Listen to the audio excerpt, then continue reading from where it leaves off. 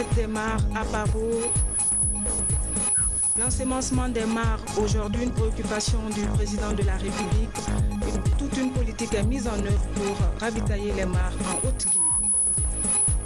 Dossier fausse grossesse, les victimes de Nafanta toujours en détresse. Le comité technique de prise en charge est à la quête de fonds pour faire face à de graves problèmes de santé qui affectent les 800 femmes.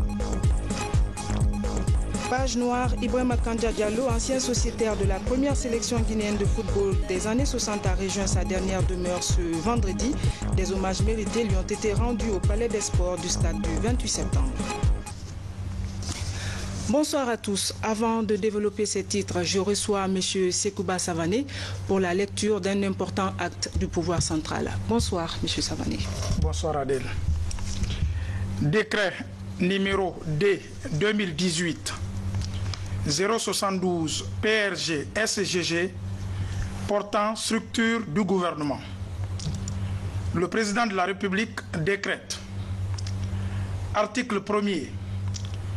Le gouvernement de la République de Guinée est constitué comme suit. 1. Ministère de la Défense nationale. 2. Ministère de la Justice. 3. Ministère du Tourisme, de l'Hôtellerie et de l'Artisanat. 4. Ministère de l'Industrie et des PME. 5. Ministère de l'Élevage. 6. Ministère des Transports. 7. Ministère de la Santé. 8. Ministère de l'Administration du Territoire et de la Décentralisation. 9. Ministère des Affaires étrangères et des Guinéens de l'étranger. 10. Ministère du Plan et du Développement économique. 11. Ministère de l'économie et des finances. 12. Ministère de la citoyenneté et de l'unité nationale. 13. Ministère des travaux publics. 14. Ministère de l'énergie et de l'hydraulique. 15. Ministère de l'enseignement supérieur et de la recherche scientifique. 16. Ministère des mines et de la géologie. 17. Ministère de la ville et de l'aménagement du territoire. 18. Ministère des sports, de la culture et du patrimoine historique. 19. Ministère de la jeunesse et de l'emploi jeune. 20. Ministère des postes, des télécommunications et de l'économie numérique. 21. Ministère de la pêche, de l'aquaculture et de l'économie maritime. 22. Ministère de la fonction publique, la réforme de l'État et de la modernisation de l'administration. 23. Ministère du budget. 24. Ministère de la sécurité et de la protection civile. 25. Ministère du commerce. 26. Ministère de l'action sociale, de la promotion féminine et de l'enfance. 27. Ministère de l'éducation nationale et de l'alphabétisation. 28. Ministère de l'enseignement technique, de la formation professionnelle, du travail et de l'emploi. 29. Ministère en charge des investissements et des partenariats publics-privés. 30. Ministère de la coopération et de l'intégration africaine. 31. Ministère de l'agriculture. 32. Ministère de l'environnement, des eaux et forêts. 33. Ministère de l'information et de la communication. Article 2. Le présent décret qui prend effet à compter de sa date de signature sera enregistré et publié au journal officiel de la République, Conakry, le 25 mai 2018, signé professeur Alpha Condé. Décret numéro D 2018 073 PRG SGG portant nomination des membres du gouvernement. Le président de la République décrète. Article 1er. Les hauts cadres dont les noms suivent sont nommés membres du gouvernement. Ministre d'État chargé des affaires présidentielles. Ministre de la Défense nationale, Dr Mohamed Diané. Ministre d'État, ministre de la Justice, garde des Sceaux, Maître Cheikh Sako. Ministre d'État, ministre du Tourisme, de l'Hôtellerie et de l'Artisanat, Monsieur Thierno Ousmane Diallo. Ministre d'État à la Présidence, conseiller spécial du Président de la République, ministre de l'Industrie et des Petites et Moyennes Entreprises, Monsieur Tibou Kamara. Ministre d'État, ministre des Transports, Monsieur Aboubakar Silla, ingénieur, député à l'Assemblée nationale. Ministre d'État, ministre de la Santé, Dr Edouard Nyankoy Lama. Ministre de l'Administration du Territoire et de la Décentralisation, Général Bourema Kondé. Ministre des Affaires étrangères et des Guinéens de l'étranger, Monsieur Mamadi Touré. Ministre du Plan et du Développement économique, Madame Mamakani Diallo. Ministre de l'Économie et des Finances, Monsieur Mamadi Kamara, économiste, ambassadeur de la République de Guinée en Afrique du Sud. Ministre de la Citoyenneté et de l'Unité nationale, Monsieur Khalifa Gassama Diaby. Ministre des Travaux publics, Monsieur Moustapha Naïté, ingénieur génie civil. Ministre de l'Énergie et de l'Hydraulique, Dr Cheikh Talibi Silla. Ministre de l'Enseignement supérieur et de la Recherche scientifique, Monsieur Abdoulaye Yero Baldé. Ministre des Mines et de la Géologie, Monsieur Abdoulaye Magasuba. Ministre de la Ville et de l'Aménagement du Territoire, Dr Ibrahima Kourouma. Ministre des Sports, de la Culture et du Patrimoine historique, Monsieur Sanoussi Bantamasso. Ministre de la Jeunesse et de l'Emploi jeune, Monsieur Mokhtar Diallo, député à l'Assemblée nationale. Ministre des Postes, des Télécommunications et de l'Économie numérique, Monsieur Moustapha Mami Diaby. Ministre de la Fonction publique, la réforme de l'État et de la modernisation de l'administration, Monsieur Billy Nankouma Doumbouya. Ministre du Budget, Monsieur Ismaël Djoubaté, en service à la Banque centrale de la République de Guinée. Ministre de la Sécurité et de la Protection civile, Monsieur Alpha Ibrahima Kera, administrateur civil. Ministre du Commerce, Monsieur Aboubakar Bari, architecte. Ministre de l'Action sociale, de la promotion féminine et de l'enfance, Madame Mariama Silla. Ministre de l'Éducation nationale et de l'alphabétisation, Monsieur Maurice Sangaré, professeur en service à l'éducation nationale et de l'alphabétisation. Ministre de l'Enseignement technique, de la formation professionnelle, du travail et de l'emploi, Monsieur Lansana Komara, professeur, membre du Conseil économique et social. Ministre en charge des investissements et des partenariats publics-privés, Monsieur Gabriel Curtis, directeur général de l'Agence pour la promotion des investissements privés. Ministre de la Coopération et de l'Intégration africaine, Madame Djené Keïta, fonctionnaire du système des Nations Unies. Ministre de l'Agriculture, Madame Mariama Kamara, ingénieure chimiste. Ministre de l'Environnement, des Eaux et Forêts, Monsieur Roger Patrick Milimono, économiste, conseiller à la Banque centrale de la République de Guinée. Ministre de la Pêche, de l'Aquaculture et de l'Économie maritime, Monsieur Frédéric Loua. Ministre de l'Information et de la Communication, Monsieur Amara Somparé, économiste en service à l'administration générale et contrôle des grands projets. Ministre chargé des hydrocarbures, Monsieur Diakaria Koulibaly, directeur général de l'Office national des pétroles. Article 2. Le présent décret qui prend effet à compter de sa date de signature sera enregistré et publié au journal officiel de la République, Conakry, le 25 mai 2018, signé professeur Alpha Condé. Merci, Monsieur Sekouba Savani. Ce journal se poursuit. Le président de la République est à Paris. Professeur Alpha Condé a échangé avec les responsables de l'association Pisciculture et Développement Rural Afrique. Il s'agit de trouver des voies et moyens devant permettre le développement de la pisciculture en Guinée. Nous y reviendrons. En Guinée, une délégation du bureau politique national du RPG Arc-en-Ciel, conduite par le Premier ministre chef du gouvernement, s'est rendue ce matin au siège de l'ex-GPT Guinée pour tous. En toile de fond, réaffirmer solennellement l'adhésion du GPT au RPG Arc-en-Ciel pour une synergie d'action dans la continuité. Compte rendu à Dikamara. C'est le siège de l'ex-GPT Guinée pour tous, situé à Nongo, dans la commune de Ratouma, où les militants et sympathisants du parti étaient mobilisés pour accueillir le nouveau Premier ministre chef du gouvernement, Dr Kassory Fofana, en compagnie des membres du bureau politique national du RPG Arc-en-Ciel. Le porte-parole de l'ex-GPT a mis l'occasion à profit pour réaffirmer l'adhésion totale et indéfectible des militants au RPG Arc-en-Ciel pour mener à bien les idées de paix et du progrès du professeur Alpha Condé.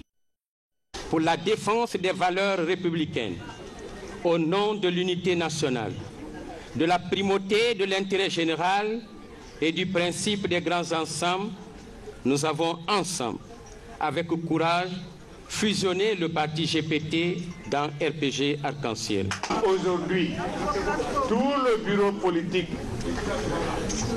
du RPG est venu au domicile du nouveau promu pour lui dire tout le soutien que le parti lui apporte et continuera de lui apporter aussi longtemps que sa mission est en train d'être accomplie. Le Premier ministre Dr Ibrahima Kassory Fofana a tout d'abord remercié les militants et sympathisants pour la mobilisation avant d'exhorter les différentes structures politiques de l'ex-GPT à redoubler d'ardeur derrière le RPG Arc-en-Ciel et faire preuve de loyauté à l'endroit du chef de l'État, professeur Alpha Condé. Un chapitre se referme, un nouveau chapitre s'ouvre dans le registre de l'histoire de la Guinée.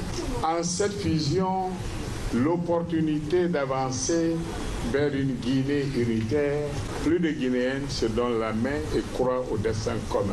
Je souhaite vous dire que dans la démocratie libérale, telle que connue et pratiquée aujourd'hui, les fusions, les alliances sont choses courantes.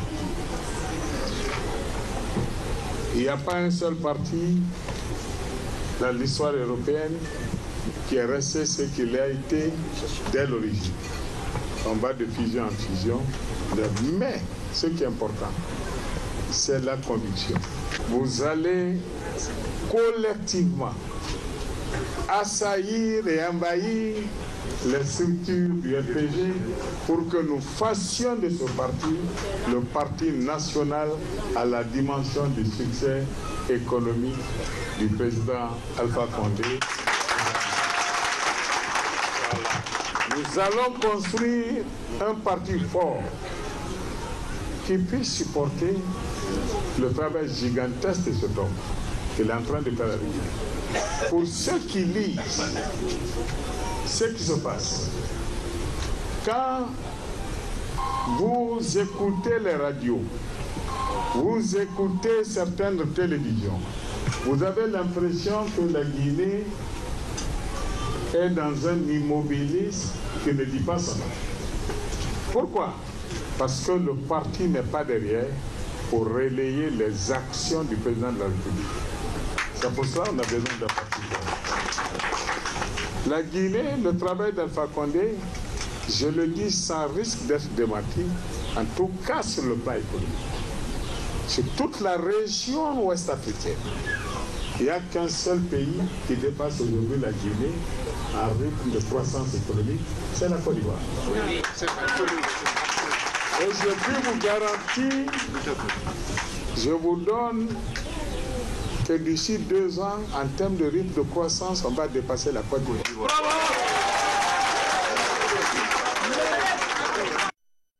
Ces messages forts prouvent à suffisance que l'ex-GPT et le RPG Arc-en-Ciel sont déjà engagés dans le processus de défense des valeurs républicaines et de promotion sociale, économique et culturelle de la Guinée. Dans la savane guinéenne, un constat amer s'est dégagé ces derniers temps autour des mares. Les festivités ont moins réussi depuis quelque temps à cause de la rareté des poissons dans ces mares. L'État a décidé d'y mettre plusieurs espèces de poissons. Le ministère de la Pêche a supervisé toutes les opérations. Reportage Ansoumane Toumani Camara. Les mares de Diankana, de Bakonko Sisela à Kankan et de Baro d'Ankouroussa ont fait l'objet d'évaluation de l'impact de l'initiative présidentielle dans la savane guinéenne. Chacune de ces mares a des caractéristiques singulières. Et nous avons eu à faire des photos des spécimens des poissons qu'on a mis. Aujourd'hui, nous sommes à Bakonko Sisela aussi. Nous allons faire l'enquête et voir les spécimens et essayer de discuter avec les paysans, voir l'importance. Parce que ce n'est qu'un début, ce n'est pas facile. Mais il faut qu'on initie la population à élever le poisson comme dans les autres pays. Marquées par des rituels culturels, ces opérations de barbotage de ces mares interviennent plus de 4 mois après leur empoisonnement. À ce rendez-vous annuel, chaque pêcheur muni de ses instruments de pêche tente sa chance dans ces eaux dormantes. Et cette année, les pêcheurs et les agents d'exécution du projet présidentiel ne regrettent pas les efforts fournis. Vraiment, je suis contente, je suis très bien à l'aise. Tu vois, depuis toujours, j'ai appris ça fait la 12e année que je suis. Mais avec l'empoisonnement, le programme présidentiel de la programme président de la République, c'est jamais vu. Cette année, on a suffisamment pêché de gros poissons dans la mare par rapport aux années précédentes. Ça nous réjouit vraiment. Au-delà de ce bon résultat constaté, la mission d'évaluation du ministère des Pêches a recensé les problèmes liés à la pisciculture en Haute-Guinée. La question d'environnement n'intéresse pas que la pêche. C'est une question transversale. Il y a l'agriculture, il y a l'élevage et la pêche qui sont réunis autour de ce thème. Mais des dispositions sont en train de se prendre au niveau des départements pour remédier à ces situations-là, pour qu'on puisse préserver nos biens naturels. Au compte de cet appui présidentiel au monde rural, les alevins sont transportés de la Guinée forestière vers les autres régions du pays. En Haute-Guinée, ces opérations d'empoisonnement se heurtent à l'envasement des mares. Dans cette partie du pays, certains comportements de l'homme affectent dangereusement l'écosystème. Autre aspect de l'actualité nationale, l'on se rappelle, les services spéciaux de lutte contre la drogue et le crime organisé avaient présenté cette semaine un présumé trafiquant d'armes légères. Ce dernier aurait vendu plus de 2000 unités d'armes semi-automatiques à travers le pays. Aujourd'hui, les citoyens vivent dans l'inquiétude, mais colonel Moussa Tchegro Kamara rassure. Le dossier d'enquête est signé Alpha Siagaba. Le jeudi dernier, les services spéciaux de lutte contre le crime organisé ont épinglé un présumé trafiquant d'armes légères semi-automatiques.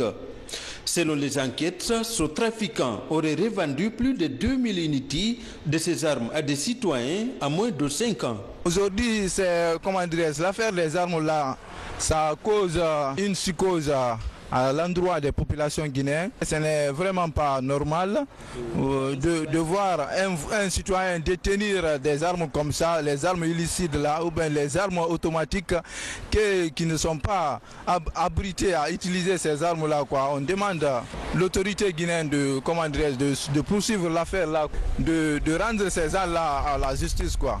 Ce trafic d'armes légères constitue une véritable source de danger public. C'est l'un des points d'armement de certains malfrats et autres coupeurs de route. Aux services spéciaux de lutte contre le crime organisé, les enquêtes se poursuivent pour identifier toute personne ayant fait commerce avec ce présumé trafiquant d'armes. Ces armes-là sont faites juste pour créer la terreur. Et puisque, par la force des choses, on a pu acheter nous-mêmes 5 dans sa main. Et vous voyez, quand il est dit c'était à 10 millions, non, il nous a vendu à 23 millions, ce qui est noir là. Et vous voyez. Et l'autre là nous a coûté 18 millions, ce qui est les 8 coups là, c'est-à-dire le truc là. Mais tout ce qui est soviétique là nous a coûté 23 millions individuellement. Et vous voyez. Pour que nous prenions les dispositions, pour ne plus que ce tas de fait, vraiment, il faut que nous puissions retracer le circuit de ces armes-là, de l'importation à la vente. Colonel Moussa Tchegoro Kamara demande aux citoyens qui ont acheté ces armes à les ramener à son service. Il annonce par ailleurs des mesures rigoureuses pour traquer d'éventuels complices. ceux qui ont acheté ces armes-là, ceux qui savent qu'ils ont acheté illégalement des armes. Et vous voyez, c'est le bon moment de venir se présenter. Autrefois, on a donné 72 heures. Et nous courons encore ce délai. Ce délai finit le lundi. À partir du lundi, à partir du moment où nous avons les listes, que ce soit des Chinois, que ce soit les Libanais, que ce soit les Guinéens, et vous voyez, nous avons les listes des gens, on sera obligé d'ouvrir une enquête, de procéder aux interpellations. Les services spéciaux de lutte contre la drogue et le crime organisé se disent déterminés à engager un nouveau front contre la vente illicite d'armes et la criminalité transfrontalière. Une manière de favoriser la sécurisation des personnes et de leurs biens. Dossier fausse grossesse. Les victimes de Nafanta toujours en détresse. Leur prise en charge pose problème. Le comité technique de prise en charge est à la quête de fonds pour faire face à de graves problèmes de santé qui affectent les 800 femmes porteuses de fausse grossesse. C'est le grand format de ce soir. Il est signé Adiatou Bari. Son désir ardent de maternité a tourné à la tragédie. À 19 ans, Kadiatou Baldé est l'une des victimes du traitement à l'indigénat chez Nafanta. Sans grossesse, elle attend désespérément ses menstrues depuis 1 an 6 mois. Aujourd'hui, en plus du ballonnement de son ventre et du gonflement de ses seins, la jeune femme est désemparée. Avec Dr Keita, mais il m'a programmé le dernier jour de mes règles. J'ai été là-bas, il m'a injecté. Mais ce qu'il m'a injecté, je ne sais pas, il n'a pas chargé devant moi. Il m'a donné encore des produits traditionnels, le bois qui est rentré à la maison, que je vais préparer ça avec Fonio, je vais manger. J'ai continué comme ça. Entre-temps, j'ai parti chez Nafanta aussi, c'est anti-bébé à Bessiaport. La sage-femme qui est à Bessiaport, qui s'appelle anti-bébé, elle aussi m'a confirmé que je suis enceinte. Nafanta nous a maudit. Elle nous a dit que si on part quelque part là où elle ne connaît pas, que Dieu n'a qu'à nous faire quelque chose. Dans ce temps maintenant, mes seins ont commencé de se gonfler. Jusqu'à les veines vers la sorte sur mes seins là. Je ne peux pas marcher ni porter les habits qui sont serrés. Comme vous me trouvez comme ça à la maison, je reste comme ça toute la journée. Parfois encore, à l'heure là, on m'a interdit de manger le riz. Je mange seulement le fonio. Toute la journée, nuit et jour, je mange des fonio. Kadiatou fait partie des 800 femmes porteuses de fausse grossesse après un traitement risqué chez Nafanta. Des examens approfondis effectués sur 514 d'entre elles dans 5 centres hospitaliers de Conakry ont plutôt révélé des complications sanitaires. Les pathologies diagnostiquées chez certaines porteuses de fausse grossesse nécessitent une prise en charge d'urgence. 74 femmes devant être opérées, qui devaient subir une intervention chirurgicale. Et la plupart également, aussi un bon nombre, devaient aussi suivre un traitement médical à base des comprimés. Et une autre catégorie aussi devait suivre des traitements en psychothérapie de couple. Nous sommes restés pour le moment sans suite. Il s'agit non seulement de la mobilisation des ressources, parce que la prise en charge de ces 514 femmes vraiment cause d'énormes difficultés au ministère de la Santé, dans la mesure où c'est des événements non prévus. En attendant cette mobilisation de ressources financières pour le traitement médical de ces femmes, certaines d'entre elles se débrouillent à se faire soigner. C'est le cas de Fatou Sek et de 7 autres victimes qui préfèrent garder l'anonymat. Toutes deux, soumises à un traitement médical, mettent leurs dernières ressources à contribution pour retrouver la santé. On est allé se débrouiller ailleurs toujours pour chercher le médicament entre nous. Il y a les dames qui sortent actuellement, vraiment les serpents, sans te mentir. Il y a des témoins oculaires, parce que moi-même j'en ai sorti. Durant 3 jours, je ne peux pas m'asseoir. On m'a prescrit 2 ordonnances que j'ai payées à mon propre argent, ça n'allait pas. J'ai pris les ovules, ça n'allait pas. On n'a plus d'argent maintenant. Nafanta a fini de piquer notre argent. J'étais fatiguée. J'étais fatiguée avec trop de douleur et puis le ventre avait pris beaucoup de poids, donc je marchais à peine, j'étais fatiguée. J'étais obligée d'aller ailleurs, quoi. Je ne pouvais plus attendre. Je suis allée voir mon propre gynécologue. Donc quand je suis allée là-bas à Bernard Kouchner, j'ai vu des gynécologues là-bas, un certain Siribouri. Quand je l'ai vu, il m'a dit qu'ils font là-bas l'intervention à 4 500 000. Il m'a refait l'écho. Ils ont dit qu'il y a un gros fibrome qui a même couvert mon utérus, donc on ne voyait pas l'utérus ni les trompes. Donc c'était un cas urgent. Donc on a discuté le prix. Il m'a fait l'intervention. Au dire de Fatou Sek, vice-présidente de l'association des femmes victimes de Nafanta Camara, 15 femmes porteuses de fausses grossesses sont mortes récemment en quête désespérée de soins. Il y a 15 morts parmi nous. Il y en a qui sont devenues folles par déception. Du fait qu'ils ont fait le coup en lui disant « Ah, toi, tu n'as rien dans ta ventre. Tu sais, tout le monde ne peut pas supporter ça. » Il y en a parmi nous-mêmes qui ont perdu leur utérus. Vraiment, sincèrement parlant, sans vous mentir, on ne peut pas inventer. Aujourd'hui, même si la fameuse tradithérapeute Nafanta Camara et certains de ses complices sont condamnés à 5 ans de prison ferme et une amende de plus d'1 milliard de francs guinéens, 800 femmes continuent à souffrir en silence sur le plan médical et social. SOS donc pour ces femmes en détresse. Le 26 mai 2009, la Guinée perdait l'un de ses dignes fils. Ba Mamadou est l'un des pionniers du multipartisme dans notre pays. Il a été arraché à l'affection des siens à 77 ans. Aujourd'hui, 26 mai 2018, cela fait exactement 9 ans que ce grand politicien nous a quittés. Le peuple de Guinée se souvient de lui. Une lecture du Saint-Coran a été organisée ce matin pour le repos de son âme. Adi Kamara. C'est la mosquée de Bambeto dans la commune de Ratoma qui a servi de cadre ce matin à une séance de lecture du Saint-Coran à la mémoire de feu Ba Mamadou, leader politique décédé le 26 mai 2009. C'est une initiative de la Fondation Ba Mamadou qui prône la paix, la concorde et le progrès du pays. Le doyen Ba Mamadou, au-delà d'être homme politique, il était aussi un technocrate averti. Donc c'est pourquoi, au sein de cette fondation, nous avons jugé nécessaire de retenir des axes qui correspondaient aux préoccupations et aux priorités du feu doyen Ba Mamadou. Le premier axe de la fondation de Ba Mamadou, c'est la promotion de la gouvernance locale, c'est-à-dire la décentralisation et le développement local. Le deuxième axe, c'est la promotion de la culture de la citoyenneté, de la cohésion sociale et de la paix. Troisième axe, c'est l'entrepreneuriat jeunes et femmes.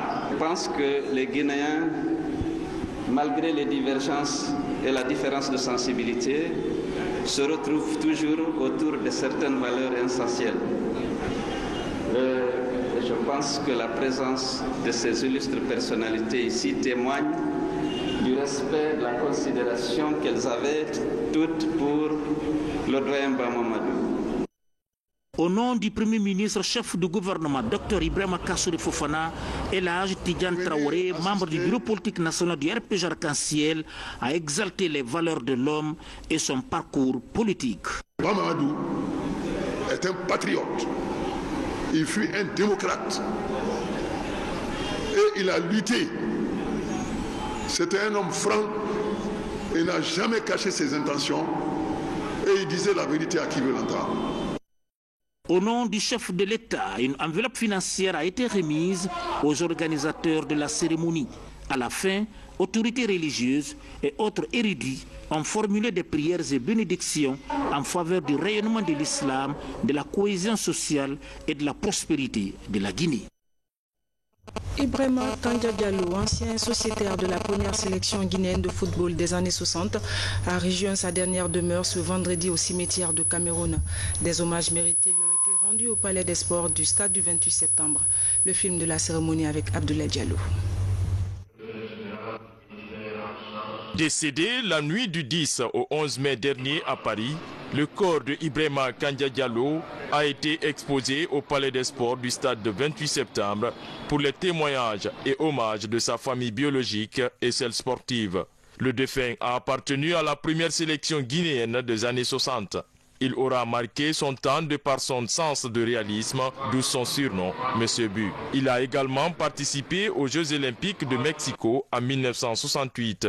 Ensuite, la Coupe d'Afrique des Nations de 1970 à Khartoum. Il a été le meilleur buteur de toutes les équipes auxquelles il a pris part, à savoir les équipes corporatistes. Il était mécanicien à la Somova, les espoirs de Guinée et beaucoup d'autres équipes.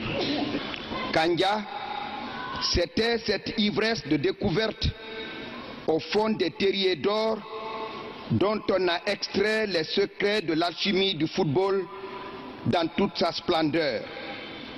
À une époque où l'équipe nationale constituait un moyen d'expression et d'affirmation de la jeune République de Guinée indépendante, celle-là même qui ouvrit la brèche dans l'empire colonial français. Ce deuil est aussi partagé par la Fédération guinéenne de football. On ne cessera pas de parler de Kandja. Ce qu'on peut faire ici, nous le remercions très sincèrement pour d'énormes services rendus au football guinéen. Et que son âme repose en paix et que le bon Dieu l'accueille dans son paradis. Amen. La famille biologique du feu Kandja Diallo a été sensible aux hommages rendus à leurs regrettés à travers des remerciements, suivis des condoléances du gouvernement par le biais du ministère des Sports. Nous avons eu ce bonheur de voir Kandja sur le terrain. Et pour nous, c'était très simple. Les défaites de la Guinée ne nous inquiétaient pas. On disait quand Kandja est placé, la Guinée gagne d'office. Parce qu'il ne peut pas faire un match sans marquer un but. Le corps de Kandja Diallo a fait le tour du stade du 28 septembre, suivi de la prière à la grande mosquée Faisal, avant son inhumation au cimetière de Cameroun, où reposent plusieurs autres Guinéens qui ont loyalement défendu le tricolore national. Que l'âme de l'illustre disparu repose en paix. Amen. Mesdames et messieurs, c'est la fin de ce journal. Merci de votre aimable attention. Excellente soirée en compagnie de nos programmes. Bonsoir et à demain.